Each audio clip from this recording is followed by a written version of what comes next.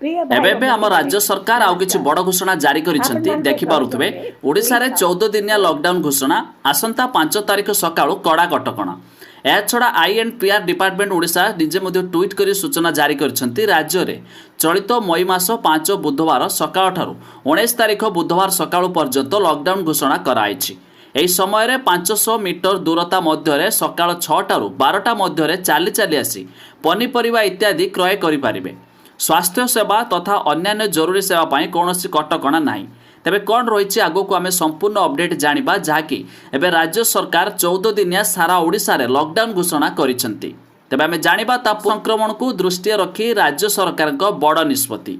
आसंता 5 तारिख अर्थात बुधवार ठारू राज्य रे 14 दिनिया लॉकडाउन घोषणा होईछि। तेबे 5 तारिख सकाळ 5 टारू तालाबंद 19 तारिख सकाळ जाए लॉकडाउन घोषणा कराइछि। आउ एही समय रे 500 मीटर दूरता मध्य सकाळ 6 टारू 12टा मध्य चाली चाली जाई लोक पनीपरिबा और अत्यावश्यक सामग्री आदि किणी पारिबे। स्वास्थ्य सेवा तथा अन्यान्य जरूरी सेवा पाई कौनसी कटकणा नाही। अजथारे घरु बाहरिबाकू मना कराइछि। लॉकडाउन अवधि मध्य पूर्व भली शनिवार और रविवार सप्ताहांत सटडाउन बलवत्तर रहिबो।